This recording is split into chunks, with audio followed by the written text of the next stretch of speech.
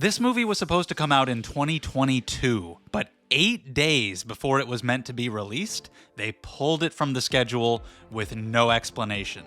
Well, let me tell you, now that I've seen the film, I understand why they didn't want to release it. Welcome to Box of Chocolates, where you never know what you're going to get. Today you're getting my opinion on The Unbreakable Boy, starring Zachary Levi. This is based on a book, which is based on a true story about this father and his autistic son. And there was a lot of pushback that I saw when the trailer came out because people thought it was really going to be centered on the father. And it was going to be about how having an autistic kid affects the family, rather than being about the autistic kid and showing him in a normal light. It was kind of going to be treating him as like a prop, like a Hollywoodized movie character, and how he influences the father. Those concerns were definitely there. I didn't expect it to be very good, but I thought it could at least provide some decent representation. Maybe it could be a decent educational tool. They could do something here. It is so much worse than I even imagined it would be. Oh my god. I will say Megan Fahey as the mom is good. I liked her. And the young boy, who, as far as I know, is not autistic in real life, which is odd. I don't know why you wouldn't cast somebody else, but sure. He does what they need him to do. He does what is asked of him. No blame on the children whatsoever. And if somebody who's autistic or somebody who cares about an autistic person watches this movie and they're able to connect with it, that's fantastic. I'm not trying to take that away from anybody. However, I hated watching this so much. Any concerns that anybody had based on the trailer, it is so much worse in the actual film. The boy is a side character. This is about the dad. And let me tell you, I cannot believe the kind of character that I just had to watch for an hour and 50 minutes. First of all, he has an imaginary friend.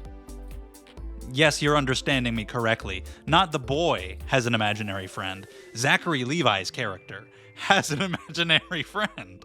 And it's never addressed why. It's not like he had a friend when he was a kid who died or something, and he has kept him alive in his memories. Something.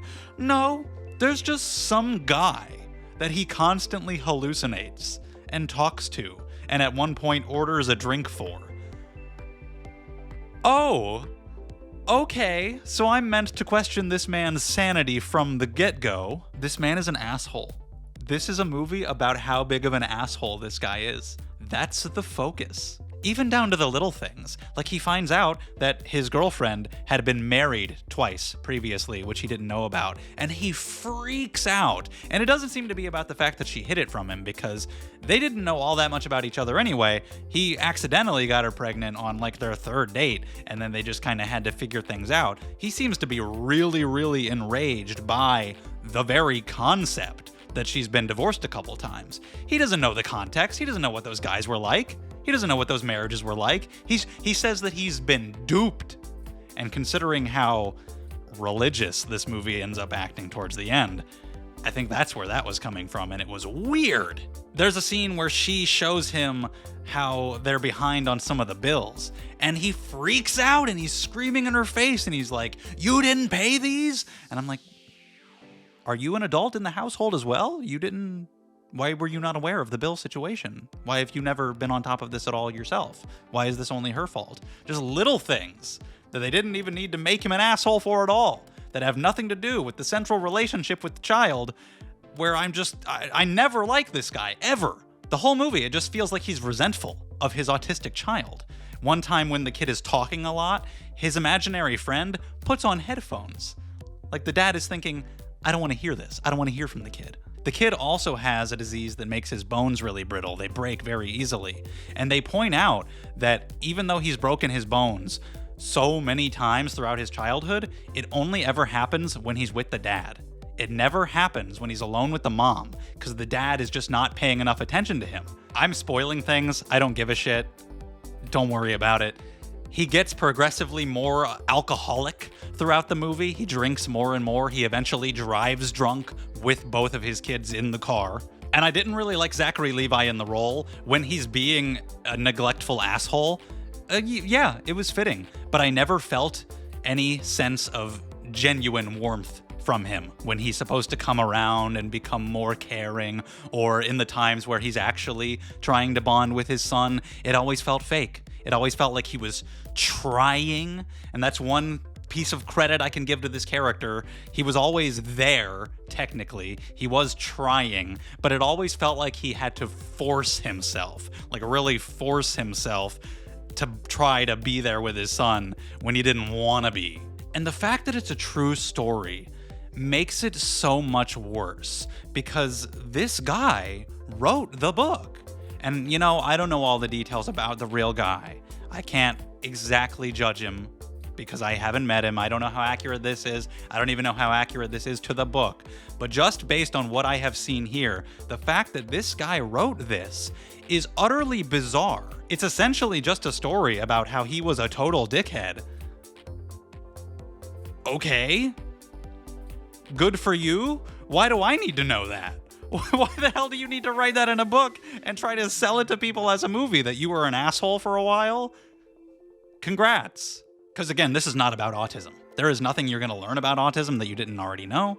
This is not about shedding light on any important issues. I mean, the bare minimum that it could have done, and that it arguably does do, is to say that autistic people deserve love too, just like everybody else.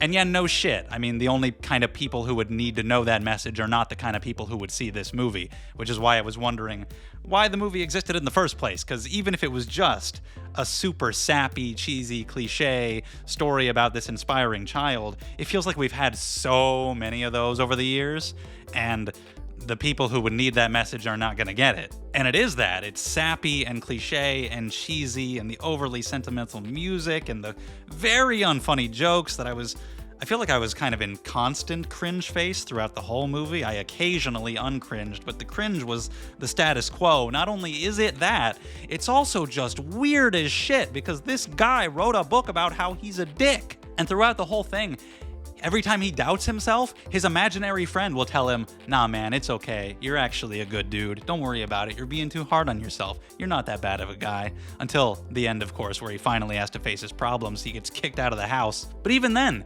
he goes and gets sober for 2 months, and he comes back and his wife is like, you're 2 months sober. I'm so proud of you. I admire you. And throughout the movie, there's this running thing with his son where his son is saying that his dad doesn't really see him and doesn't really see the same way that he sees. And he's trying to get that real connection with his dad. And at the end of the movie, he says, on that day, for the first time, my dad finally saw what I saw. He saw that he was a great dad. You've used the emotional crux of finally being able to bond with your autistic child to jerk yourself off about being a good dad? And it gets into the religious shit, because he's in Alcoholics Anonymous, and it kind of just shows him at a few meetings. It shows him reading from the Bible and being told to submit to Jesus' will or whatever, and that's pretty much it. He's fixed now. He's just better now, because Jesus. And I looked it up after the fact. The director of this movie has directed almost exclusively Christian films. He's done a bunch of them. So they kind of just sneak that in there. This movie's more about Jesus than it is about fucking autism. It doesn't matter if you're a fuckface and endangering your children's lives and just being an all-around asshole at all times, even in the tiny little moments. If you just call out to Jesus, you're good now, and everything is forgiven, and you're actually a perfect person who could sell books and sell movie tickets. This feels like a guy who feels so happy that he's been redeemed in the eyes of Jesus, that he's like, I need everybody to know how redeemed I am. I need everybody to know how amazing I am. I need not just my own imaginary friend to tell me how good I am. I need to write a book about this so everybody will tell me how good I am, and they can make it into a movie. I'm guessing the reviews of the movie are not going to be about telling you how good of a person you are, buddy. It's genuinely crazy. He ends the movie by saying, I was always trying to fix my son, but it turns out I needed him to fix me. So again, the kid is not treated like a real human being. He's like this magical prop that was required in order to fix his dad's life. Motherfucker, your kids are not tools. Your autistic child or your child of any kind is not there to fix you. You are the adult. You are the parent. You are meant to be responsible and good for them the entire time. They are not there for you. Yeah, you can learn from your kids.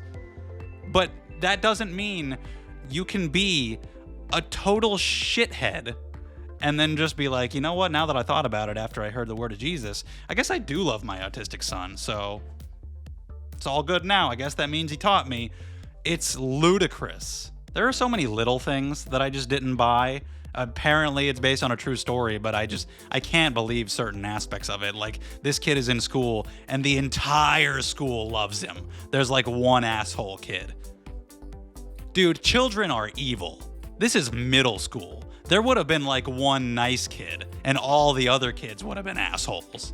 I feel like there had to be some exaggeration going on, but overall, the fact that this is a true story is baffling. If it was made up, that would be one thing. It would still be bad in all of the same ways, because it would be a movie sidelining autism and who should be the central character. It's called The Unbreakable Boy. The advertising is centered around showing a spotlight on this child and how wonderful he is. He is sidelined entirely to show this man and the struggles. It's almost treated like the autistic boy is the villain at some points, ruining this man's life. Like, oh, isn't it so hard that they've struggled with their autistic kid? And it's like, I don't know if anybody who has autism should watch this, because they're going to feel bad. They're going to feel bad about how their parents might have thought of them. It completely fucks it up in so many ways. But the fact that it's a true story makes it so much weirder, because it's like, why did you do this? Why did I need to know that there was some guy out there who was an asshole? And then he, according to him, because he wrote the book, according to himself, stopped being an asshole. I don't even believe you. I need to go investigate. I don't trust him. He read the words of Jesus and he's getting back with his family at the end, and I'm like, no, you don't deserve it. You haven't done anything to redeem yourself in my eyes. You haven't done anything. You've been sober for 2 months? I don't give a shit. Everything that I've watched you do, all the ways I've watched you behave throughout this whole fucking movie, and you think I'm just gonna want you back in the open arms of your wife and your kids? No.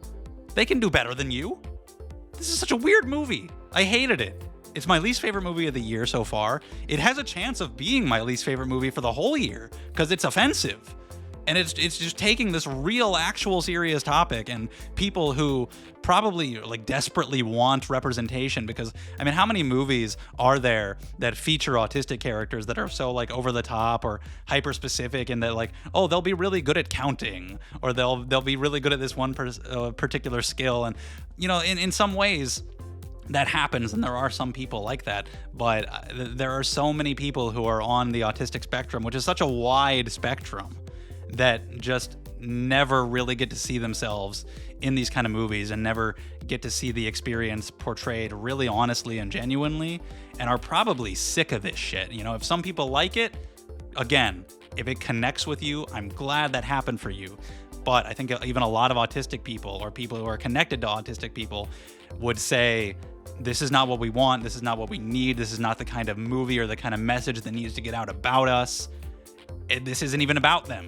It's about the fucking dad. There was a movie that came out a little while ago called Champions with Woody Harrelson. I think it was a remake of a Spanish film, I think.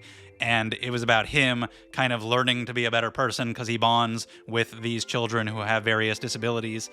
And you know, that kind of does a similar thing in that they are affecting his life, but it really also centers on them a lot. You learn a lot about them, and they're trying to accomplish their goals and play these basketball games and win this tournament, and there's like a whole plot going on around them, and it treats them respectfully. So in my opinion, you can actually do a movie where like somebody learns from somebody else and still have that be valuable and meaningful. I think there are movies that have done it, but this was just not the way to do it. I'm trying to think, is there anything else I need to be angry about before I turn the camera off? The guy who was sitting right behind me, he kept burping.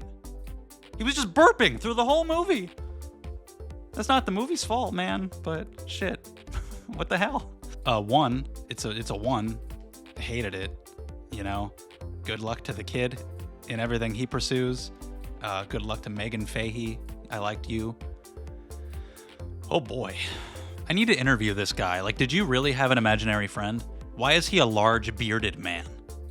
When you were a child, was he a large bearded man then? Or was he a child and he grew along with you and you had to reimagine what he looked like every couple of months? I gotta get inside this man's head. Also, I need to check on his family and make sure they're okay. But wow, what a god-awful experience. That's all I have to say about that. Let me know your thoughts on the movie, if you agree or you disagree. Maybe you actually had a good time with it, in which case I'd love to hear your perspective. If it just bored you or if it really irritated you, if you are somebody who has autism or is close to somebody like that, I'd love to hear that perspective. That's obviously more interesting and more valuable than mine. But no matter what, I'd like to talk to you about it down in the comments. Leave a like and subscribe if you want to see more from me. The Monkey also comes out this week. I already saw that last week and I did an early review for that. That's why I saw this, because I already saw The Monkey. So there were no other new releases at my theater. This was the only one left. Thank you so much. I appreciate it, and I'll see you next time.